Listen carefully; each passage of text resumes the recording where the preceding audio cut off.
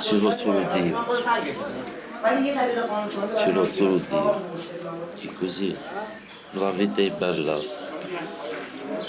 e vuoi lavorare, io lavoro qui, io taglio l'erba, prendo spazzatura e così.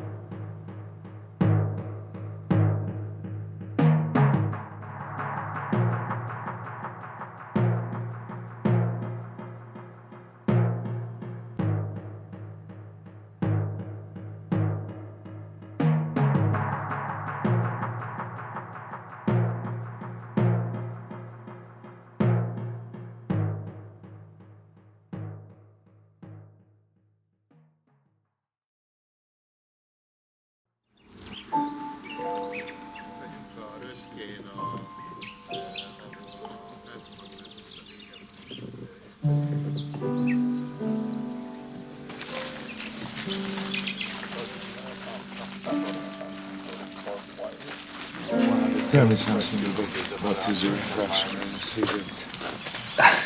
Up. I don't know.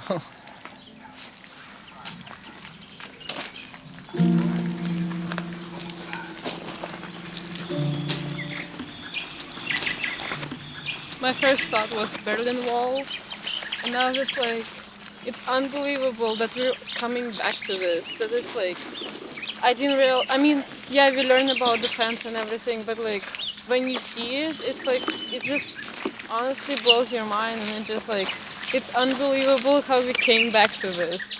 I'm from Russia, so I was born and raised there, and I moved to US 3 years ago, almost 4. Yeah, so, and before that I studied in Germany multiple times, so I know a lot about German culture and like Berlin Wall and all what happened there. So it's one thing to talk about it, and another thing is when you look at it, and especially when you look and there's like you see one fence and then you see another fence and then you see these things like behind it, and it just like it's like they did everything to make sure that people not gonna come through, and that's just scary.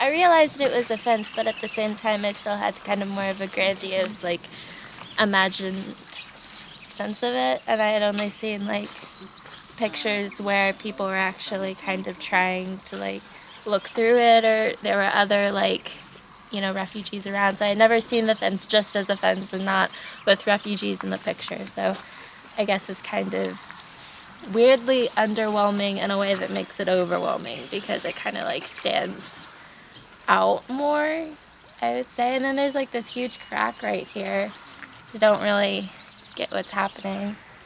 I mean, I guess we're kind of far away from any real camps at this moment. Like, we're not super close, but yeah, I don't know. It's kind of surreal. as a little kid, I had experience in being a refugee. So the fact that I see this draws up emotions that I haven't really experienced since a long time. I'm a huge advocate for freedom of movement. People should be able to migrate regardless.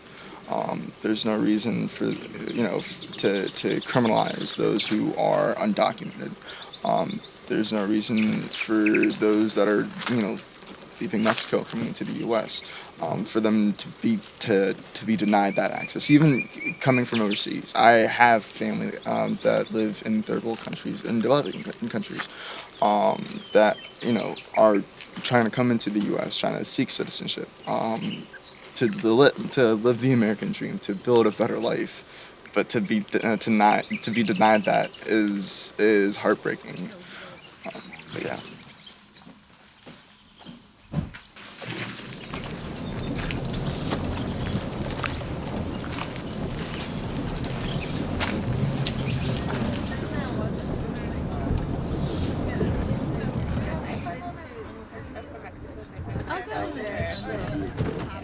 My dad is from El Salvador and my mom is from Mexico. My dad was kind of similar. He was fleeing the war in El Salvador. He didn't want to be recruited, so he left fleeing the country because he did not want to be part of a war and guerrilla warfare. And so that's how he was able to enter the U.S. and get special status to become a resident. I identify myself first as primary Mexican because I was born in Mexico too. But I do recognize myself as also being American, and one of the reasons is I joined the military because I felt patriotic and I wanted to serve my country, but I also wanted to do some type of helping, so I feel torn between both sometimes. It was very saddening knowing that the defense was too excessive. It was unnecessary. The amount of barbed wire, electrocution, it's not needed to stop these people who are just trying to find freedom, find safety. So it was very saddening, and we can see the amount of hatred and how people are completely terrified of people that they don't know who they are. They just assuming and putting names for people, saying, oh, these people are horrible people, they're bad people, they're going to do this and that. So it's very interesting, to say the least, that the Hungarian government believes that Serbia is a safe third country. Do you know what that means? Okay. So it means that Serbia has a functioning asylum system able to provide protection, which it doesn't have. And based on this false presumption, it has to be said that there is a lot of pressure on Serbia. You will see when you go there. Since Hungary built the fence along the Serbian-Hungarian border, which was completed on the 15th of September 2015. Slowly, all the non-governmental structures responded to an emergent humanitarian crisis, but people were still waiting because they thought they can, give in an asylum applications at this, transit shipping containers that the Hungarian government designated for them to lawfully apply for asylum. It's just so interesting to really be able to study what I believe is probably the generation-defining issue of the early 21st century. It's 100 years from now, there's going to be entire college courses on this issue. One thing that's definitely been in the back of my mind recently was this, I'm almost impressed with humanity's ability to hate each other. For example, in a separate issue, we were learning about how Serbo-Croatian, or the Serbs, the Croats, Kosovars, they all speak the same language, and with just like the tiniest amount of differences, and yet they, in the 90s, they all want to murder each other, and it's almost incomprehensible. Like, I can't wrap my mind around how humans can just be that terrible to each other, and why we cling so much to these identities based on, or what amount to are basically just a word and a line drawn on a map. So this is not such a high number for a country of 10 million to take care of and to provide regular reception conditions. So what I'm trying to say is that it's not a mission impossible for Hungary to take care properly and in a human way of all those people who arrive to Hungary, but this is also a very, very much political choice not to do so.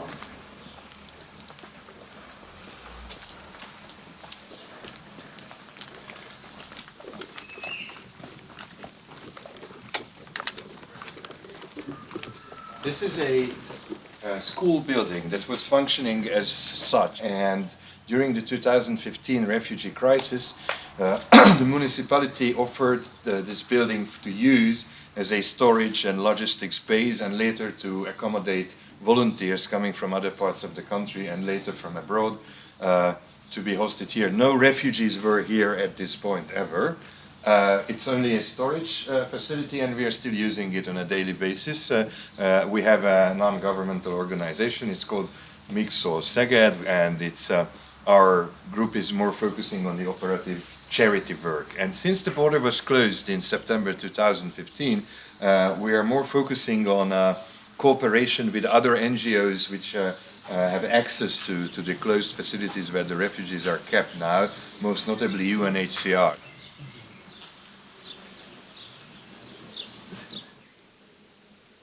Public opinion is shaped by several different factors. And there were clear signs of altering public opinion.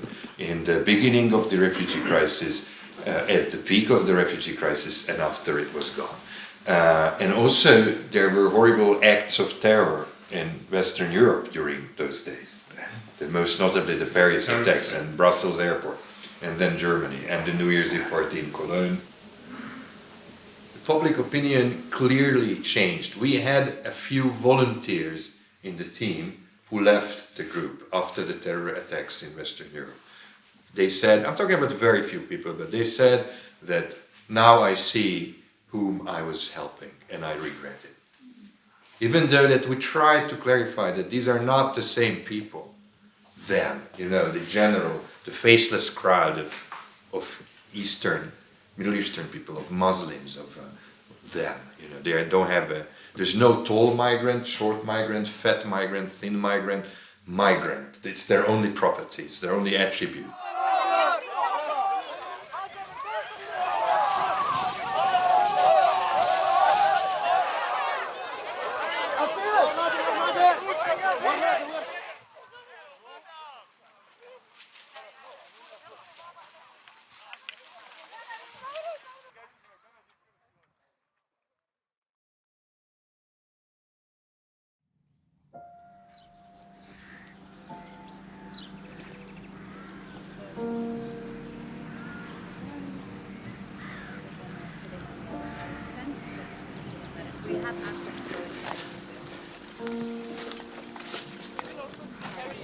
Time gardens of water, and sometimes someone needs to give the shower because if the police is coming, we might hide it, and then we say, okay, we just need some warm water. What's wrong with this?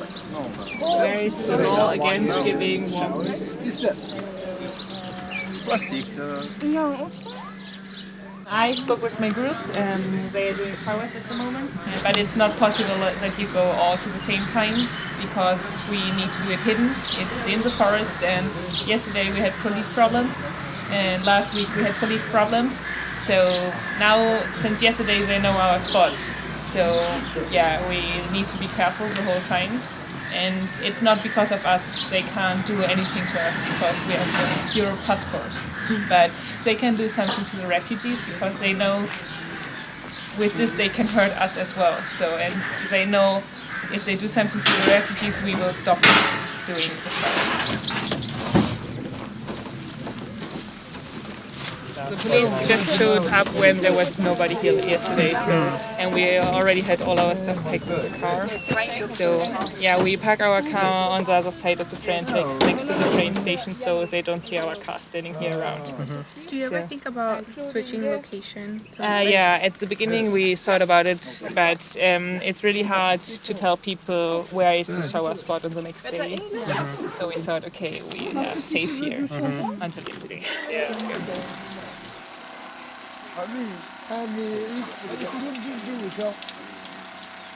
For refugees, it's really hard. Like, I know people who were here since months, and they try to do a game every day, like every night. They say, okay, this night I go to the game.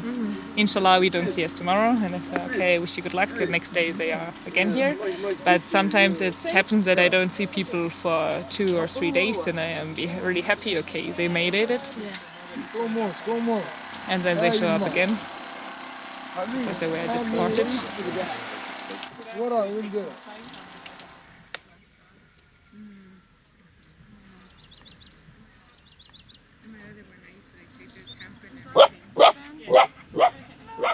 Job of being a volunteer.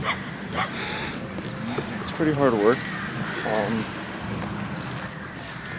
Takes out a lot of energy, but you know, it's not the money that's the thought, it's the act of it. You know, the act of doing some good, and it's really respectable. You know,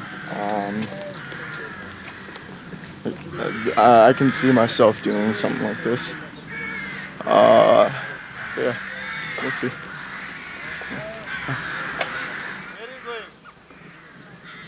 It's kind of disheartening to see if, God forbid, you know, like the police were to catch these volunteers and have to witness, you know, some of the refugees or one of the refugees being beaten by the police. You know, it's really saddening.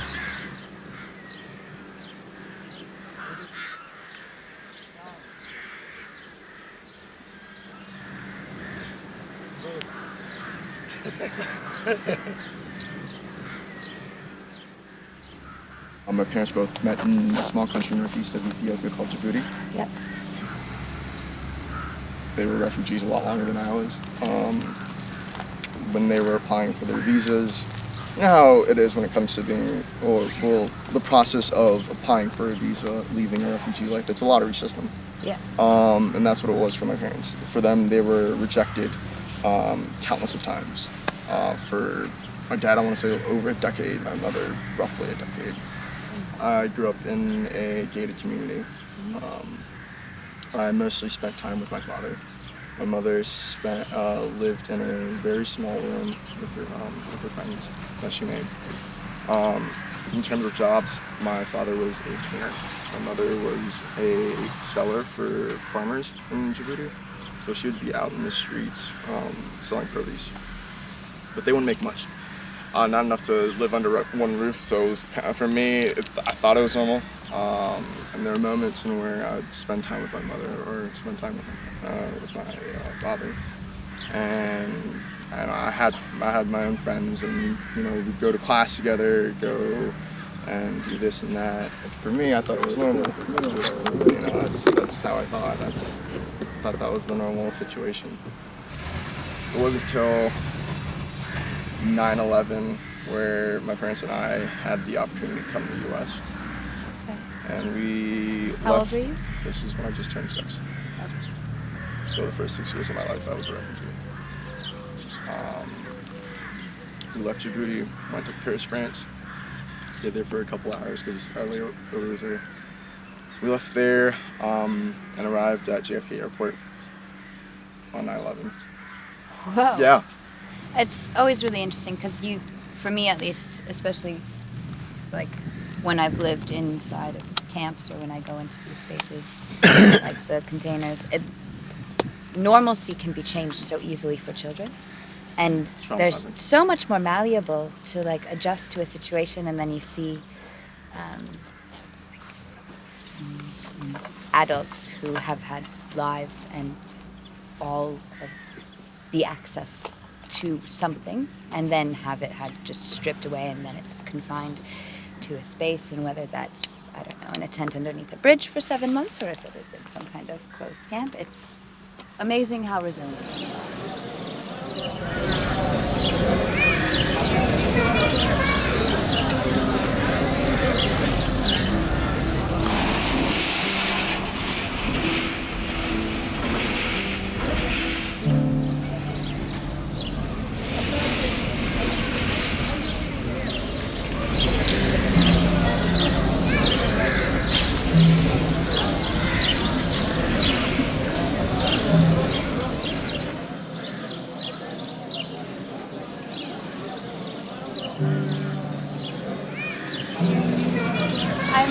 I'm with Fresh Response, and well, we were doing a lot of things in Subotica, but now the population of people that are there has decreased a lot, so we've been trying to help out here and in Belgrade, and then also been going to the blue containers on the other side, on the Hungarian side. So we do a little bit of everything. But we started giving out drinking water because the people who are living in the jungle didn't have access to drinking water, and it's really important. And we did showers. Every second day we provided showers, and when we do showers, they get a fresh t-shirt, underwear and socks from us, and we get the old one and we wash it, so it's like a circle. Every time they get new one and we wash the old one. And we did phone charging, like we have a charging station with a generator. Yeah, then 2 weeks ago, like Subotica was almost like really closed, no refugees were left, so we decided to come to Šid.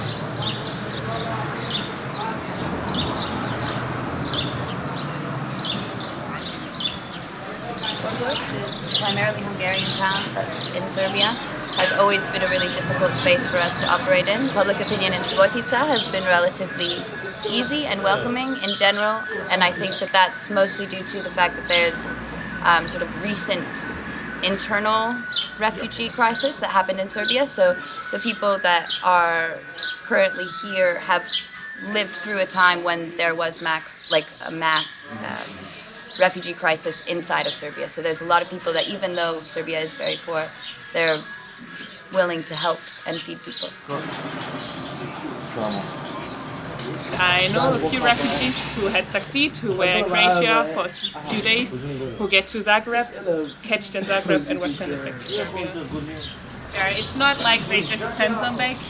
Most, like a lot of them are coming back with damaged arms or faces, and a lot of coming back with damaged mobiles, like they are not working any longer because the police trying to damage the mobiles so they can't report what happens to them at the border. Because like around 1 year ago, some of the refugees reported it. And the Croatian police was getting a lot of problems because they're beating up refugees and it's not allowed. So now they destroy all the mobile phones. I know a lot of people who had like 3 cell phones in the last year because they destroy it every time, but cell phones are the most important thing for them, so they can connect with their families at home. People coming back from the border with macerated skin on their feet, so it's just their feet had been wet and they've been walking for so long that the skin was just falling off of their feet. And I have no medical training. I am not supposed to be doing this. There are boys that were 14, 15 years old. They had body lice falling off of them. The hospital did nothing to help. MDM, Medicina Mun, did nothing to help. It was infuriating. And there has been so much that you can try and push and still get nowhere.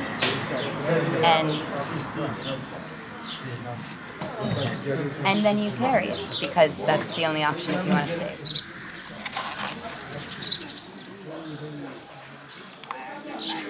This photo they published on their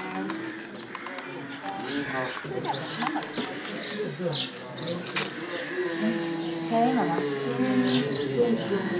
Hello? I'm gonna walk over and see what's happening.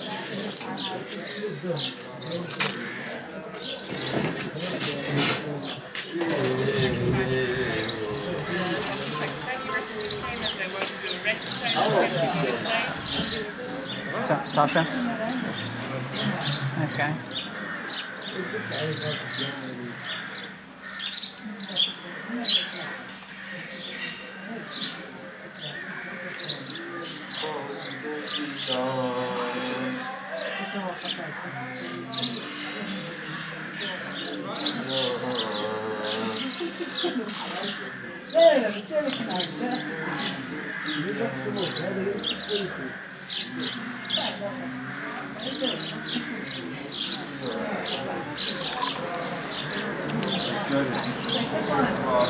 E così, la vita è così.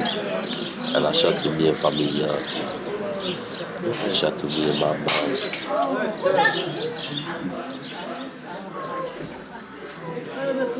Non c'è problema. la mamma è morta, il padre è morto, non c'è nessuno. Non c'è nessuno. Non c'è nessuno. Ce l'ho solo Dio. Ce l'ho solo Dio. E così la vita è bella. E vuoi lavorare? Io lavoro qui. Io taglio l'erba, prendi spazzatura.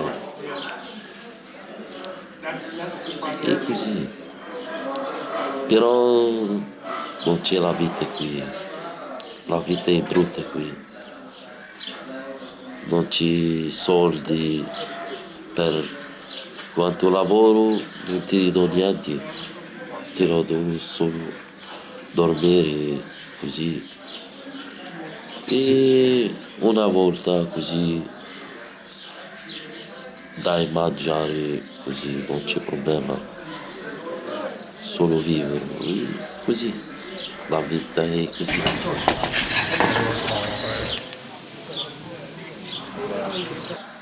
Io adesso solo, non c'è donna, non c'è niente, di niente, ci sono solo Dio.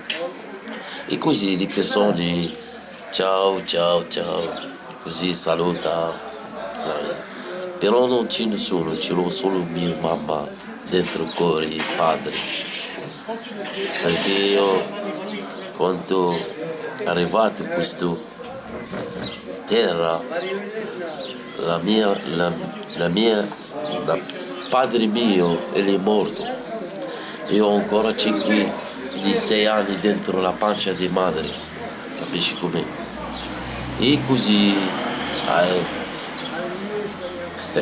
la mia mamma è il paradiso. E quando è arrivato questo giotto, hai guardato solo la mia mamma. Capisci com'è? E così. E dopo c'è tante persone che non bene di là. Guardati che testa fa male qui. Le persone lì, io piccolo. E dopo hai lavorato tutti. Hai lavorato giardiniere, hai lavorato provi, hai aiutato persone, così. Tutti i giorni Dio aiutami, tutti i giorni. Tutti i giorni io non c'ho soldi, però ce l'ho mangiare, c'è persone che arrivare dai miei soldi, io lavorare qui come giardiniere e mangia, bevi e tranquillo, non c'è problema. E questo Dio, perché una persona deve vivere, Dio ti dà, Dio ti ridà, capisci come? Sì.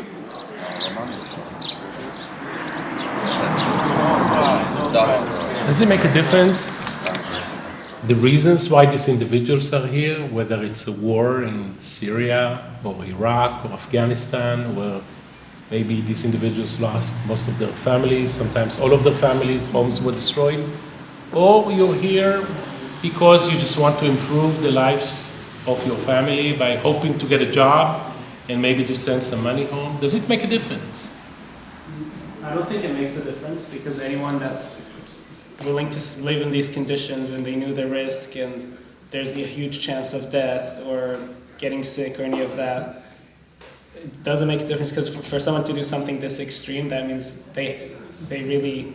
there's something making them have to subject themselves to this hardship. And so I don't think it should make a difference. They should also put more pressure on other countries to also help out and open their doors, and there's no reason to walk through 5 countries to get to one country that's willing to help. All the countries along the line should be willing to help equally. I mean, that would be the ideal situation, but yeah, I mean, it would make sense that would happen, but it's not.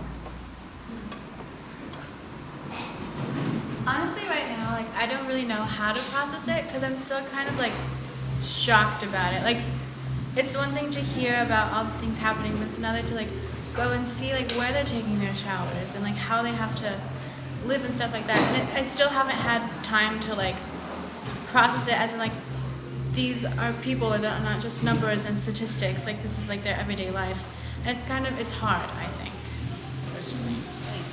Even under the situation that they're in, they're trying to be like positive even though they have so much hardship, and I think that's something really hard to try to overcome. Like you don't know what's next, and like you kind of have an idea of what is next, but you're gonna be positive about it. So I think that's.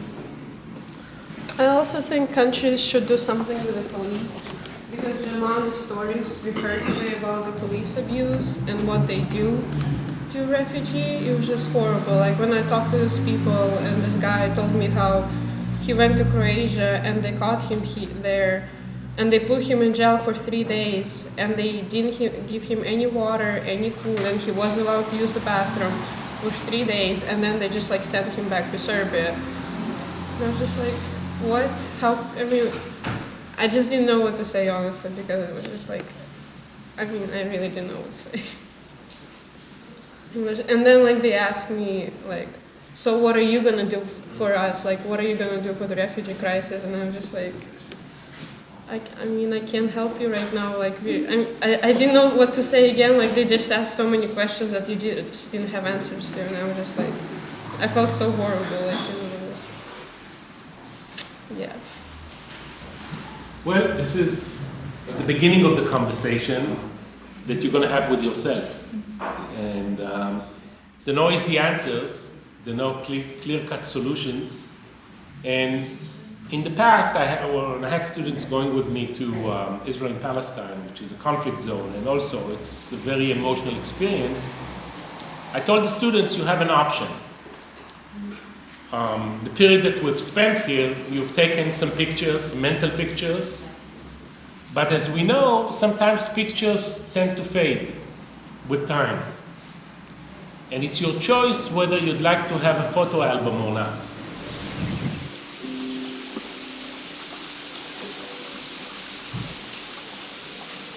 And if you'd like to have a photo album, this means that you can just basically keep on taking pictures for the rest of your life.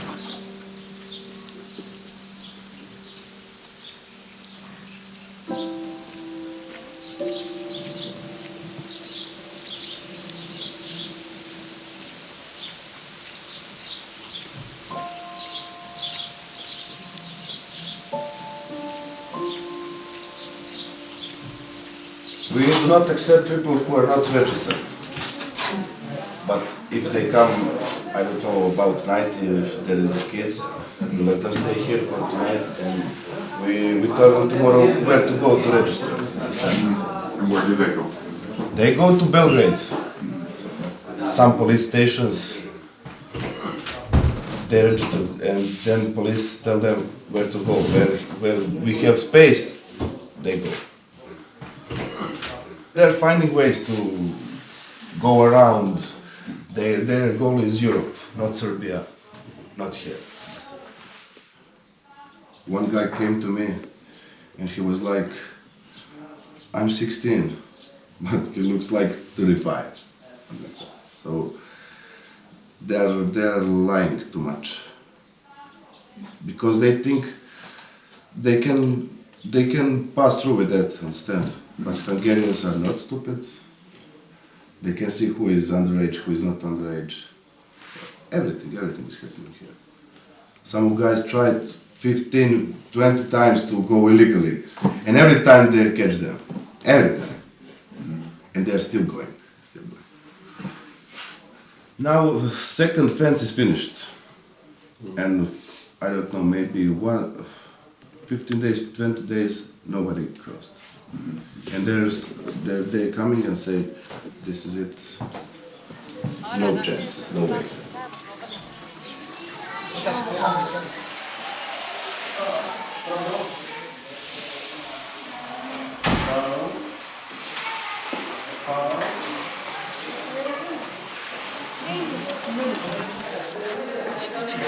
Hello. Hello. Hello.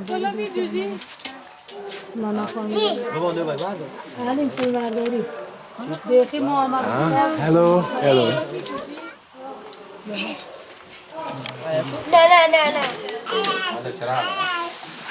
Hello. Hello. Where are you from? Hi. Where are you from? I'm from Afghanistan. You were in Afghanistan and then? Yes, but Iran, after Iran, Turkish, after Turkish, Bulgaria, Bulgaria, Serbia. Okay, in Afghanistan, all after not good, not school. And the whole family is here. No, just my father. Your father, yes. And you would go to Germany or where would you go? I want to go to France because the Hungary border is closed. I am 12 months here.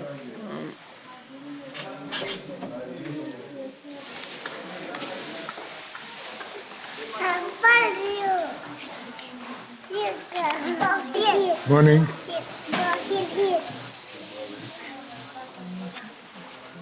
We are in the way, maybe 1 year and a half. We are in the way. We were in Greek, we were in Macedonia, we were in Serbia, and we were great. And now we are here. Yeah. And we are hopeful to go in somewhere we can live, relax. Just we want one life, relax life, nothing else. Just this. I'm here 9 months with our family. We are 9 people, and we are here 9 months.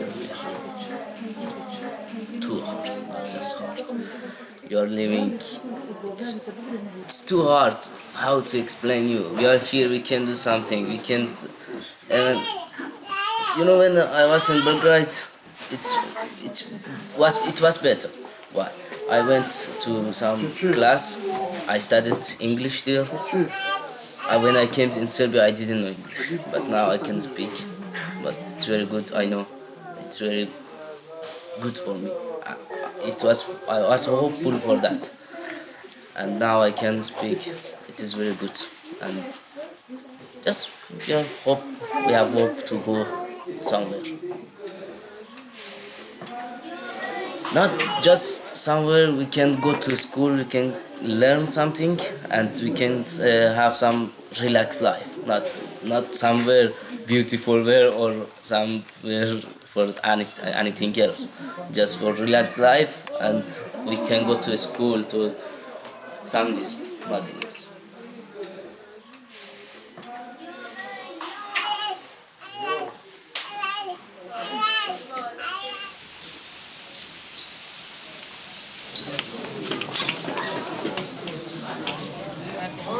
It's been 9 months now, and I wanted to head to, for example, I want to head to Sweden, but I'm stuck here because all of a sudden the rules changed. Even the gate was open from Croatia was closed, and the gates was from the Hungary. I have no chance. I don't know why. And I mean, all the circumstances is changed all the sudden. And the problem is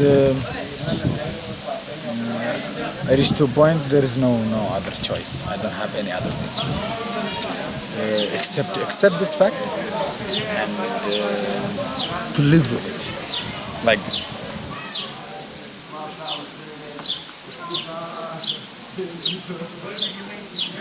Yeah, I feel like I'm a loser because I lost all the sudden this. I'm stuck here. Here with no paper, no rights, not have the ability to continue and to live my life normally like the other people. And we lie to ourselves sometimes. We tell stories, it's a lie, but we are trying to make this. But we will reach to some points where we will kill ourselves. Seriously, there are people who will kill themselves. especially when someone gets stuck in the closed camp in Hungary and wait for 6 or 7 months and then be pushed back or be pushed back to his country. After he was waiting for his turn or waiting in this way to cross for 1 year and nothing happened for him in his army. So he will lose hope, 100% he will lose hope. Do you have any dream? I had, but not anymore. What was the most important dream in your life? It's to have my own company, to do some new stuff, new applications, to get married, to have kids and wife and house, clean house, and not to bother you, nobody can bother you or something. All of this is changed because this is my house, this is my room. I only live here, I only have this place. Otherwise I go and sleep in the street. That's it.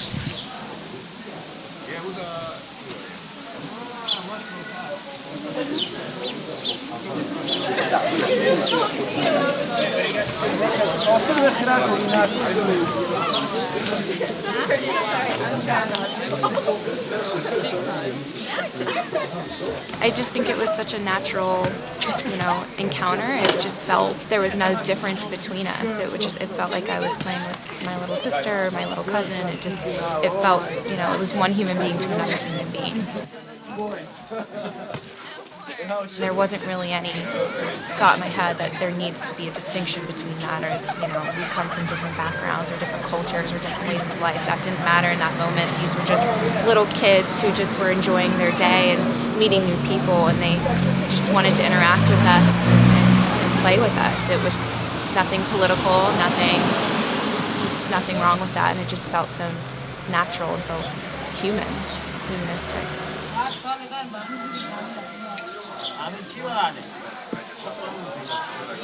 I'm Mexican American, and so I guess the reason why I chose to come on this trip was just because in the U.S. right now we're facing a lot of discrimination and like all this build a wall rhetoric and don't let them in and stuff like that. And not that it's similar to the refugee crisis, but it's the same humanitarian need.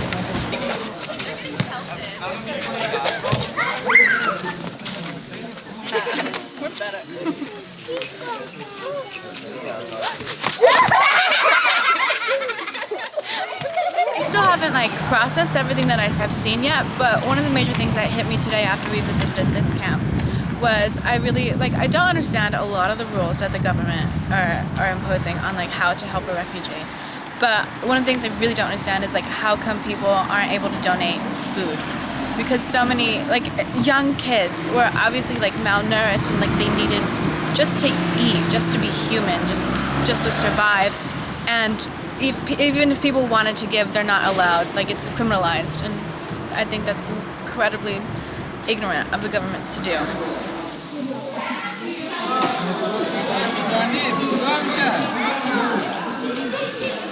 I grew up in one house in the middle of the United States, very much sheltered, and this has kind of broadened my horizons to an extreme extent. One of the things we were talking about earlier today, how I have my blue passport in my purse, an American passport, and so with that I've never been in a situation, there have been times that I might feel left out, but there are never times that I've really suffered in the way that other minority groups suffer.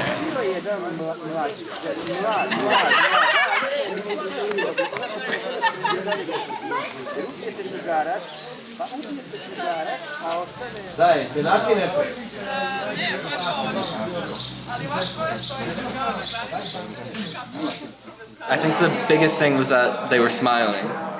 which was not any like facial features or anything. I think it was the fact that when they met us, even though they only got to meet us for a few hours, is the fact that they were smiling and happy to meet people who were interested in knowing about their lives and the struggles that they've gone through. I think the only thing is you couldn't really see it, but like I feel it is that like I feel like I shouldn't be here. Like I feel like I should still be there and I should be trying to help them.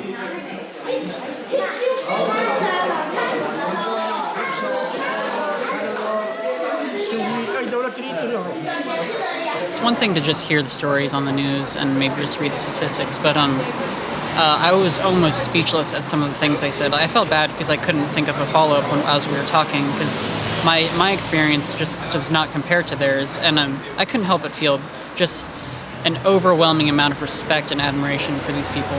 Like, there's really no way to describe it. It's something that I feel every single person should experience in their lifetime. Leaving one's home is very difficult, or to make that decision that you want a better life and you want a chance at something better than what you have is, I think, in the long run, it ends up being worth it. I think there's always hope for the future. I think conflict is something that's, at least in our lifetime, I don't think we're ever going to see a cease in conflict in total. We might not hear about every conflict, but I think there's hope because you see people who, like these refugees that we all meet, they just want a chance to live their lives. And one of the things, one of the men I met, I don't want to say his name, but he kept saying, like, we have a right to live our lives, and I think that's a true thing. I don't think you should have to be caught up in conflict. I don't think you should have to live through famine. I think there should be some sort of way that we can work these things out.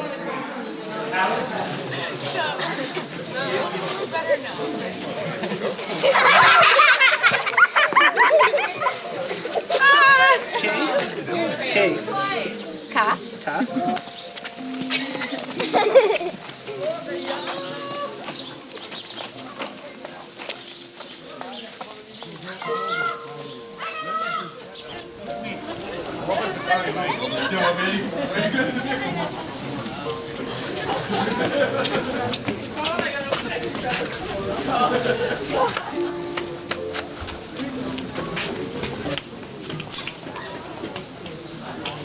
Hi. Hello, sir.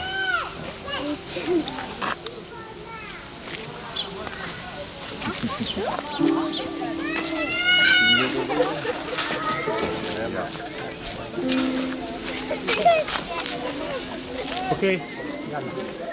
Yalla. Thank you very much. Hey.